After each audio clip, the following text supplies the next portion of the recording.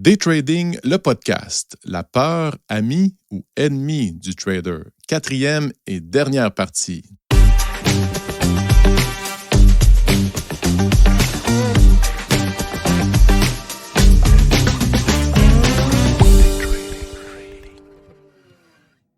Un beau bonjour à tout le monde. On poursuit dans notre aventure, dans notre lancée incroyable sur l'exploration du plus profond de nos êtres et de nos âmes au niveau de la peur.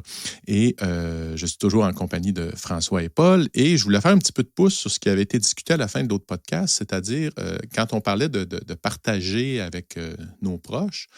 J'ai remarqué, moi, au fil du temps, qu'il y avait comme une loi non écrite parmi les traders. C'est comme si...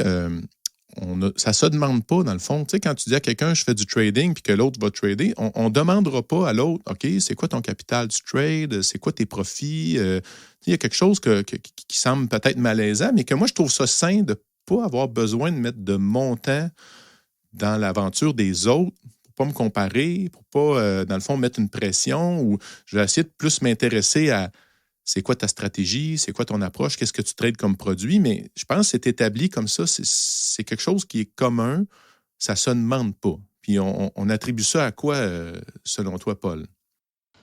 Selon moi, c'est un sujet tabou parce que c'est question ici là, de l'abondance d'une personne. Je vais le ramener avec le point de l'abondance des ressources, encore une fois relié à la survie.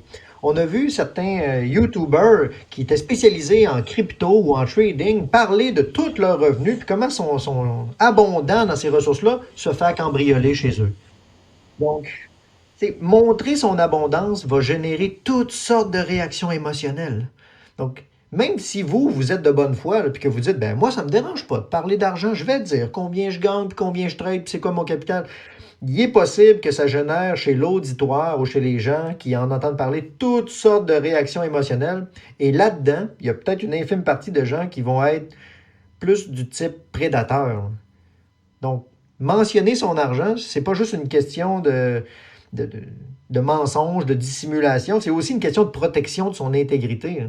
Parce que si vous dites votre capital, puis que certaines personnes disent « Ah, ça serait intéressant, donc moi, si j'investis 10 000 dans faire un cambriolage à tel endroit, mais que je sais qu'il y a un coffre-fort non bien sécurisé de 200 000, ah ben je vais y aller. » Donc, l'idée ici, c'est de comprendre que si c'est tabou, c'est parce qu'il faut faire attention.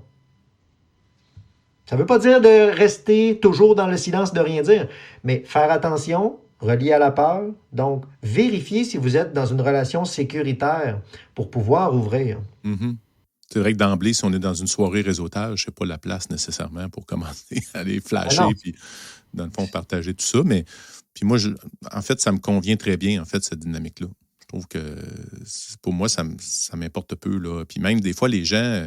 François se le fait demander, parce que François, tu sais, il a comme un rôle de gourou, puis « Ah oui, c'est quoi tu fais, toi? Est-ce que tu réussis vraiment? » Il y a beaucoup de questionnements, puis dans le fond, à quelque part, ça change rien. Ça change rien que François réussisse ou pas. Tu sais, il y a des techniques qui nous montrent, après ça, il faut les tester, il faut se les approprier, il faut faire ses devoirs. C'est pas mon succès ne dépend pas de François.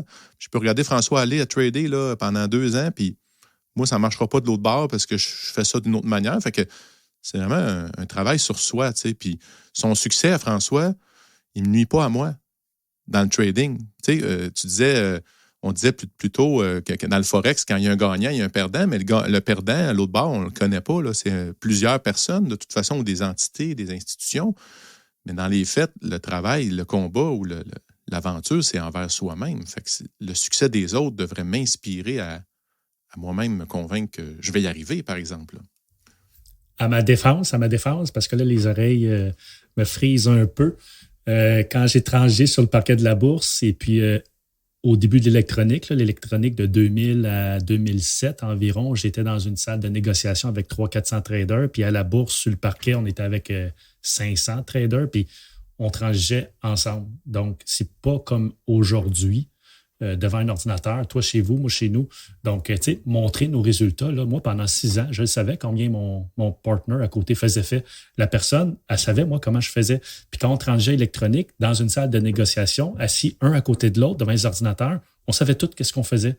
Donc, moi, c'est ça. Quand quelqu'un me dit, je veux savoir, on ne te croit pas, c'est pas vrai. Mais écoutez, pendant 15 ans, j'ai été dans la corbeille, j'étais à côté de 400-500 négociateurs, puis on savait tout comment qu'on faisait.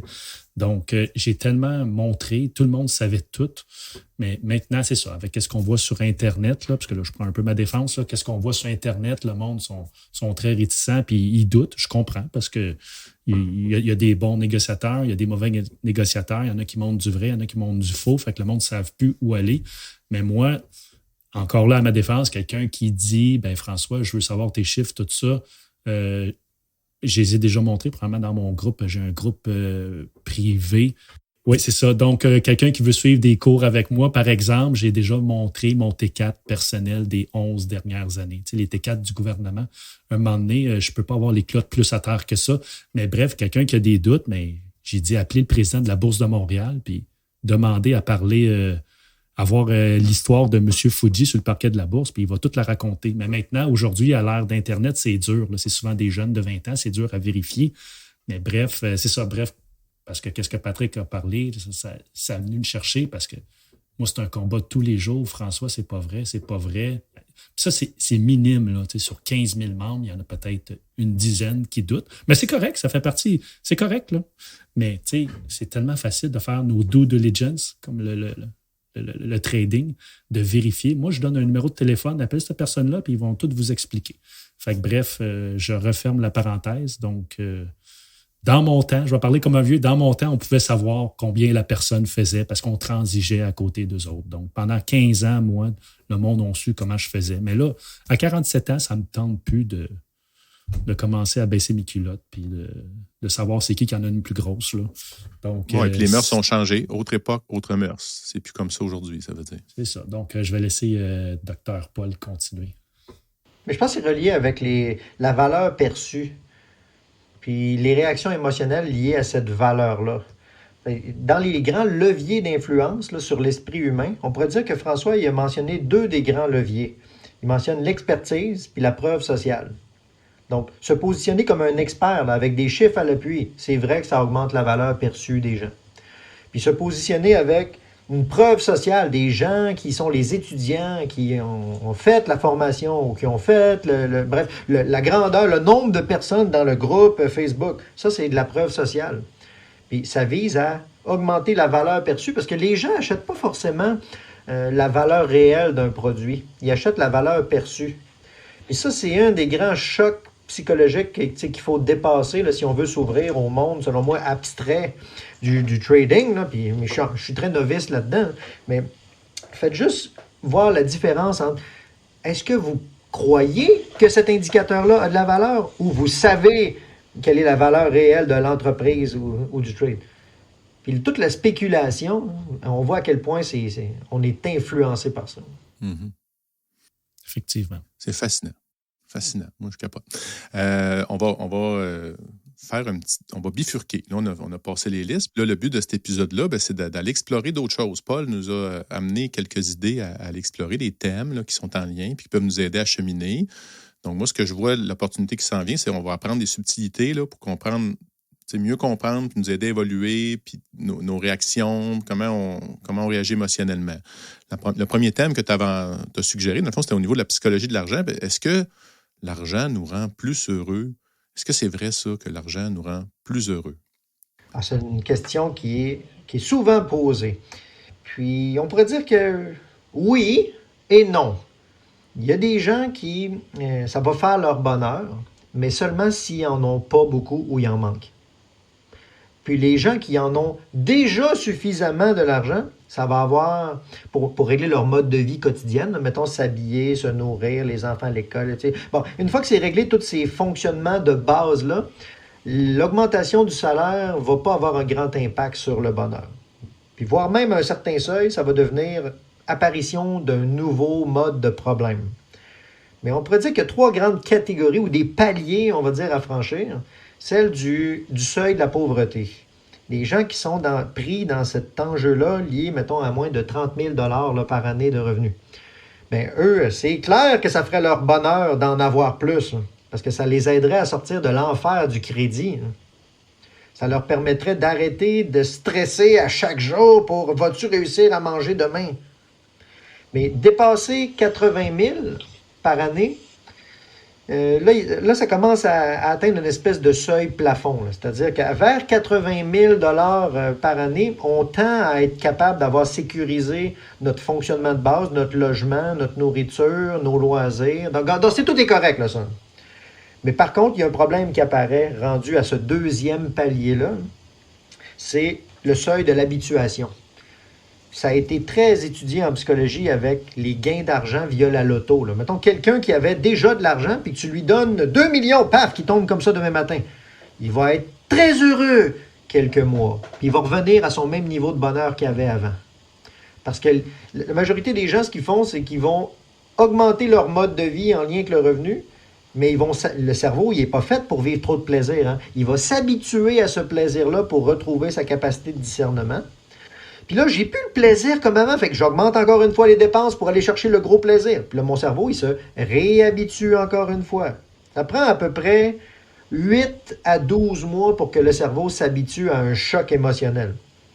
Puis là, je pourrais poser une question peut-être indiscrète à François. Combien de temps ça prend s'habituer à une Lamborghini? Oui, Colin, oui. On s'habitue rapidement. Sauf qu'il ne faut pas trop la montrer parce que ça fait poser des questions. Ça pose des questions. Puis, et juste faire une parenthèse là-dessus, il y a François J. Dubois, puis il y a François Joly Dubois sur Facebook. Un, c'est côté business, puis l'autre, c'est côté famille.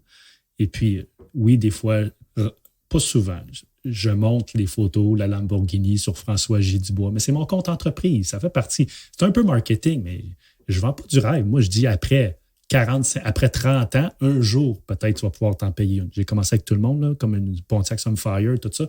Mais sur mon compte personnel, et je vous le dis, là, il y a du monde de ma famille. Tu sais, sur mon compte personnel, j'ai peut-être 100 personnes. Là. Il y a du monde de ma famille qui savent pas encore. Mais là, s'ils écoutent le podcast, ils vont le savoir. Il y a du monde qui ne savent pas que je possède ce véhicule-là. Je ne flash pas de photos là-dessus. Je ne mets rien, absolument rien.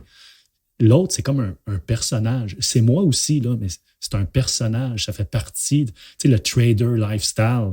Sauf la différence avec moi, c'est que fais qu'est-ce que je fais, puis dans 25 ans, un jour, tu vas t'en payer une. Qu'est-ce qu'on voit les autres, c'est comme transige, puis dans un an, tu vas t'en payer une. Il y a une grosse nuance. Mais bref, on s'habitue, mais tu sais, c'est beau avoir des rêves. Moi, quand j'avais 18 ans, là, mon rêve, c'était d'avoir une Porsche. J'avais un poster de Porsche, puis je l'ai eu, ma Porsche, mais je l'ai eu à 31 ans, je crois. Puis Lamborghini, j'ai toujours rêvé de ça. Mais Colin, j'ai 47 ans. Donc, on s'habitue, mais il faut être patient. Il faut être patient. Oui, c'est ça. On voit que les gens vont parfois miser beaucoup de rêves en lien avec l'argent, mais une fois atteint, il faut changer notre mindset. Là. Les gens qui vont rester, mettons, dans un mindset d'esprit de difficulté ou de souffrance financière, si vous avez toujours vécu dans un modèle familial où c'était difficile de gagner son pain et son argent, puis là, tout d'un coup, on vous donne de l'abondance financière, mais dans quelques mois, l'angoisse typique d'une personne qui a de la difficulté avec l'argent va vous reprendre. Puis là, il apparaît une espèce de déclin du bonheur si on augmente votre argent, parce que ça crée des nouveaux problèmes pour lesquels la personne n'a pas développé les stratégies pour gérer cette abondance-là. Et c'est là qu'on voit apparaître de l'auto-sabotage en lien avec l'argent. Ça pourrait prendre la forme de faire des tentatives de trade complètement insensées, de faire des immenses dons à des œuvres de charité sans vraiment réfléchir à l'impact de ça. De faire Bref, il y a toutes sortes de prises de risques ou de comportements d'auto-sabotage. S'il y en a qui veulent les inspirations, ben, il y avait le film Comment claquer $1 million par jour pendant 30 jours, là, dans les années 80. Oui, c'était bon, ça. Vous inspirez de ça, vous en trouverez je le mettrai dans les liens. Oui. Ben, c'est pour ça que la question de mindset, c'est qu'à un moment donné, dépasser 140 000 de revenus par année, hein, il y a une phase de déclin qui va commencer là, parce que ça crée des nouveaux problèmes si vous ne changez pas votre mindset. C'est pour ça qu'on pourrait dire également que c'est un point de pivot où il faut quitter le monde de l'esprit du salariat puis entrer dans un monde où vous allez regarder l'argent non plus comme étant une source de bonheur ou pour vous sortir de la misère, mais il faut plutôt regarder l'argent comme étant une information. Mais traiter de l'information, ça demande un certain recul. Alors que si vous en avez toujours manqué de l'argent, c'est sûr que vous n'êtes pas dans le recul. Parce que vous êtes affamé de l'avoir. Donc, vous voulez l'avoir le plus proche possible. Puis vous allez être proche de vos sous, puis vous allez être anxieux, puis vous allez avoir peur. Mais si vous réussissez à générer de l'abondance, le prochain défi psychologique, c'est vraiment changer votre mindset pour voir l'argent comme étant une information à transiger et non plus comme étant la source du bonheur. Parce que c'est intérieur, la source du bonheur, c'est pas extérieur. Tu as mentionné, tu as utilisé le terme mindset, là, dans le fond, puis lors d'une discussion précédente qu'on avait eue, tu avais parlé de la différence entre un mindset de combat versus un mindset de soin. Que tu peux nous en dire plus là-dessus? Ben, c'est que c'est un peu un réflexe, encore une fois, normal de vouloir casser sa peur, de vouloir briser le doute. Mais ça, c'est un esprit guerrier qui brise et qui casse. L'esprit guerrier, c'est foncièrement relié avec les réflexes de survie. Donc, on pourrait dire que c'est prisonnier du stress. Donc, en voulant casser ma peur, parce que j'étais écœuré d'avoir peur, je viens de me piéger moi-même à rester dans la peur. Mais je deviens un expert de la peur, mais je suis prisonnier de la peur. Alors que quand on essaie d'adopter une attitude de soin de la peur, d'aménagement du doute, ben là, tout d'un coup, on n'est plus dans une attitude de stress qui nous piège dans le monde de la survie. On peut se sécuriser puis dépasser le monde de la survie. Pour l'illustrer, ça serait un petit peu comme si on disait le meilleur bazooka au monde n'est pas fait pour administrer un hôpital. Non. Mais pourtant, c'est le meilleur bazooka au monde. Je comprends pas pourquoi vous aimez pas ça. Mais c'est qu'un outil de survie, un outil de stress, c'est pas fait pour gérer l'abondance. Ça demande un autre genre de considération pour gérer l'abondance. Et ça demande la capacité de s'être un peu sécurisé en prenant une perspective intérieure. Observer autant les fluctuations d'indicateurs externes que observer les fluctuations d'indicateurs internes. Mais ça, il faut avoir des ressources disponibles pour dépasser la survie, dépasser l'hypervigilance, tout est mis à l'extérieur. On s'attribue une partie de notre attention à l'intérieur de nous. Puis là apparaît un nouveau genre d'équilibre où je peux regarder qu'est-ce qui se passe à l'intérieur de moi et je peux regarder qu'est-ce qui se passe à l'extérieur de moi. C'est des choses, moi, qui peuvent me prendre à peu près 8 rencontres avec une personne en consultation pour qu'elle comprenne qu'est-ce que ça veut dire. Juste pour mettre le doigt dessus, là, après ça, il y a un travail à faire, évidemment. Là. C'est des choses. En fait, toutes ces choses-là, ce que je trouve, c'est qu'on a un travail à faire, mais il faut être prêt à être patient parce que c'est long. Moi, je rentre ça dans le savoir-être. Hein? Au lieu de savoir-faire, on peut savoir analyser, on peut regarder nos chartes, on peut comprendre l'ordinateur, mais le savoir-être, Caroline, que c'est long. Hein? Faut travailler longtemps puis être convaincu. Puis on peut même, des fois, même dans le cheminement, on avance, puis maintenant on abandonne le cheminement, puis là, on recule. Tu sais, c'est même pas une ligne droite, là. C'est comme des chandelles. Là, on a des chandelles de cheminement personnel, mais c'est toute qu'une aventure, vraiment, le savoir-être. Dans ma formation, d'ailleurs, que si tu te rends jusque-là, tu vas voir, à un moment donné, je parle du positionnement de l'identité. Où est l'identité de la personne? Est-ce qu'il est dans les avoirs, dans le faire, dans le paraître ou dans l'être? Puis on a besoin de tous ces verbes-là pour vivre une vie épanouie. Hein. Mais si ton identité, là, le centre de ta vie est dans les avoirs, qu'ils soient financiers ou matériels, il suffit de la crise financière actuelle, puis il y a des gens qui s'enlèvent la vie malheureusement. Parce que leur identité était mise dans leurs avoirs, dans leur compte de liquidité ou dans leur placement. Mais si l'identité est mise dans être, c'est sûr que c'est plate là, si je perds de l'argent en bourse. Mais ce n'est pas le sens de ma vie qui vient de s'effondrer. C'est un objet qui vient de fluctuer, qui passe dans ma vie. Donc, où je place mon identité? Avoir, faire, paraître ou être? Toutes des réflexions qui invitent à dépasser les évidences. Très fascinant. Il y avait un autre point que tu m'avais demandé, les systèmes de pensée de Daniel Kahneman. Je ne sais pas si je le prononce comme il faut. Oui, Daniel Kahneman. OK. Prix Nobel, hein? D'économie, c'est ça que tu me disais. Exact. Il n'y a pas beaucoup de psychologues qui ont eu des prix Nobel. Il n'y en a qu'un seul. C'est lui. C'est relié à l'économie parce qu'il a fait beaucoup de travaux sur les distorsions cognitives puis sur la prise de décision, et notamment les prises de décision dans le monde économique. Mais si je voudrais vous résumer ça extrêmement rapidement, l'essence de sa proposition, c'est que lui, il dit que par défaut, on a un mode de pensée, les êtres humains, qui s'appelle le système de pensée 1. On pourrait dire que ça, c'est l'intuition. L'intuition, là, ça saisit rapidement des choses. Ça fait des grandes moyennes. Puis là, je vais vous faire un petit exemple là, en temps réel. OK? Je vais m'adresser à toi, Patrick. Dis-moi si la personne que je vais te décrire est différente. Je te l'avais-tu fait faire déjà cette... Non, non. Okay. Admettons, par la gauche, il arrive une personne qui dit, moi, ce qui me caractérise, c'est que je suis une personne généreuse, ponctuelle et riche. Donc, normalement, ça t'a fait un feeling, cette personne-là qui se décrit. Oui. Mais maintenant, il arrive par la droite une autre personne qui dit, moi, je vais te dire comment on me décrit. Là. Moi, je suis une personne qui est riche, ponctuelle et généreuse. Donc, j'imagine que ça t'a fait un autre feeling. C'est un autre feeling. Mais pourtant, c'est les trois mêmes qualités que j'ai dit. Pourquoi ça t'a fait un feeling différent? Fait que dépendamment de mes valeurs, j'imagine, si pour moi, la richesse, comme tu as dit tantôt, la personne est malhonnête, automatique, ben, elle commence en me disant qu'elle est malhonnête. C'est ma référence. Mettons ma référence. Là, je parle pas de moi, là, je réfléchis avec toi, mais ça serait ma référence de dire, wow, t'as peu, OK, il est riche, donc, il est-tu au-dessus de moi? Tu sais, ça crée peut-être une autre dynamique. Tu as des préférences personnelles qui influencent ton opinion sur les phénomènes que tu observes. Puis c'est rapide. C'est comme ça que je le vois. Oui. Bon, ben, on voit à quel point notre esprit est manipulable. Ça, en psychologie, on appelle ça l'effet d'amorçage ou l'effet d'ancrage. Parfois, les deux sont un petit peu confondus. Je crois d'ailleurs que vous l'aviez abordé avec Michel dans un podcast précédent. Mais c'est que le cerveau humain, il privilégie les premières informations qui lui viennent pour prendre ses décisions. C'est la même chose avec l'effet d'entourage. C'est que les gens vont valoriser l'opinion des gens qu'ils côtoient à tous les jours. Donc, il faut faire attention avec qui on partage nos rêves, avec qui on échange sur nos grandes réalisations. Pas faire attention dans le sens que c'est dangereux, mais dans le sens de c'est fragile l'esprit humain. Parce que le système de pensée 1, l'intuition, c'est super manipulable.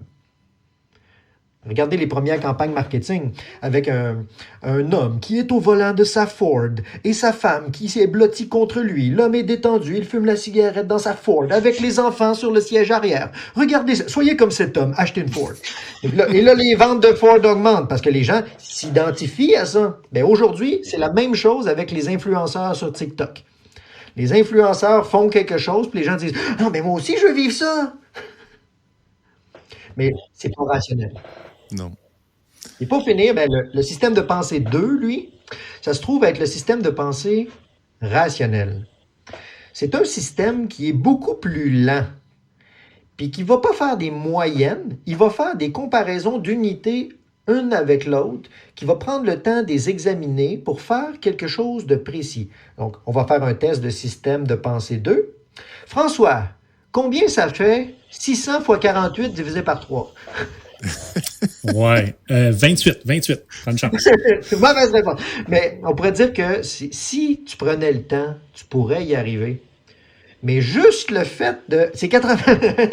Mais juste le fait d'avoir soumis son cerveau à une tâche comme ça, là, factuelle avec des chiffres, là, c'est tellement forçant pour le cerveau là, qu'en neurosciences, d'ailleurs, on voit que le taux de glucose chute. Là. Ça fait chuter du nutriment dans le cerveau. Là. C'est forçant.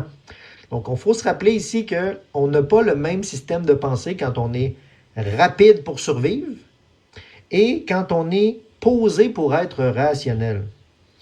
Mais on ne peut pas toujours être dans le système de pensée 2. Parce que je vais vous dire un secret. Aujourd'hui, vous allez avoir faim. Aujourd'hui, vous allez être fatigué. Aujourd'hui, vous allez peut-être que vous êtes malade aujourd'hui. Peut-être que vous avez mal à quelque part. Peut-être que vous avez aussi de l'angoisse par rapport à un sujet. Mais tout ça, ça vous fait chuter dans le système de pensée 1. Donc, la solution, il faut que vous appreniez à vous sécuriser, à prendre soin de votre corps pour pouvoir débloquer l'accès temporaire à des capacités supérieures de réflexion. Moi, je n'ai jamais vu ça, un mathématicien répondre à une question simple quand il est en feu. Ouais. Quand il est en feu, tu parles symboliquement, là? Pas... Oui, ben admettons qu'on le torture. Si on torture un mathématicien et qu'on lui demande 2 plus 2, ça fait quoi? Puis là, il casse un doigt. Il va répondre Ah! Là, tu vas dire mauvaise réponse, tu casses l'autre doigt. Ah!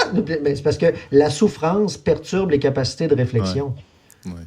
Donc, le trader qui est devant son écran, il pourrait peut-être observer, là, je suis-tu en train d'être dans un état de stress épouvantable, moi, là? Parce que c'est sûr que ça perturbe la capacité de discernement. D'où de prendre des pauses souvent. Oui, c'est ça. Faire des mini-voyages, prendre la fin de semaine. Puis maintenant, avec la crypto-monnaie qu'on peut trancher 24 heures sur 24, 7 jours sur 7, il n'y a plus de place à prendre une pause. Là. Puis je crois que c'est bon mettre le cerveau, excusez l'anglicisme, mais mettre le cerveau à off là, pendant un certain temps. Là. Dans le temps, sur le parquet, le monde disait une semaine par mois, donc 12 semaines par année, il faut arrêter de transiger, il faut se retirer du marché.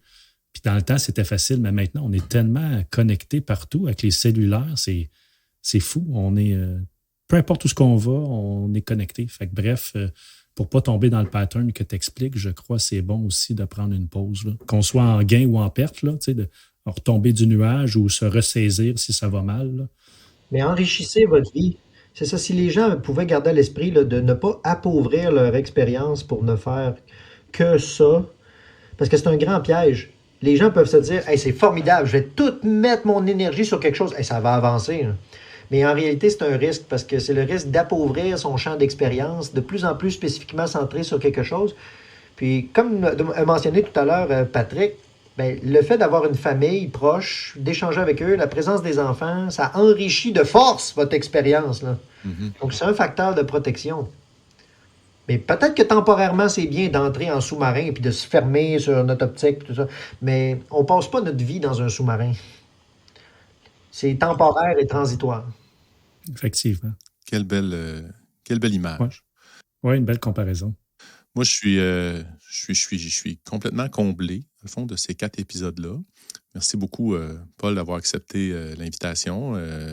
C'était vraiment... Écoute, on a tous du travail à faire. C'est, comme je le disais, c'est un travail de tous les jours. Hein. On peut avancer, on peut reculer là-dedans, on peut se perdre, on peut se retrouver.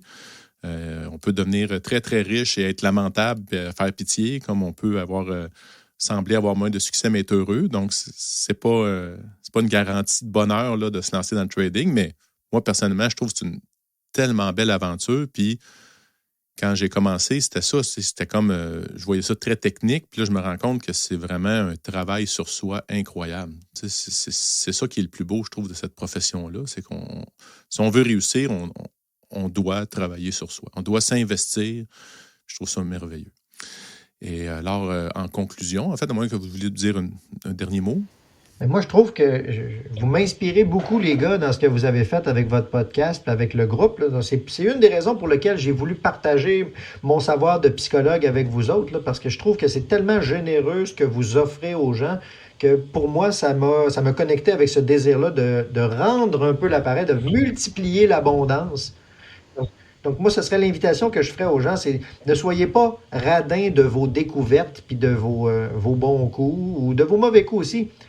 Quand on reconnaît quelque chose qui a de la valeur, je pense qu'il faut multiplier cette valeur-là. Et puis, nous, les traders, je crois qu'on est des bons sujets à explorer, que ce soit pour la psychologie ou plein d'autres trucs. Là. Mais côté psychologie, je pense qu'on est une bonne clientèle pour Dr. Paul Simard. Non, mais c'est pour ça, c'est parce que on en avait déjà parlé avant d'entrer en ondes la semaine passée, je crois, ou il y a quelques semaines, puis il dit ça me fascine ce milieu-là, et puis c'est un monde particulier. Donc, on est bien content de l'avoir reçu avec nous, puis de nous expliquer un peu l'aspect de la peur, là, parce qu'il faut apprendre à vivre avec. Là, moi, je vais résumer en une ligne. Là. Il faut apprendre à vivre avec. Ça fait partie de notre métier, mais Paul nous a expliqué là, un peu, nous a donné quelques trucs un peu pour bien vivre avec. Là. Excellent. Moi, en conclusion, c'est ça. La peur fait partie de nos vies, qu'on le veuille ou non. En fait, ça va être là pour toujours. On doit être prêt à l'expérimenter. Moi, j'aime bien ce terme-là.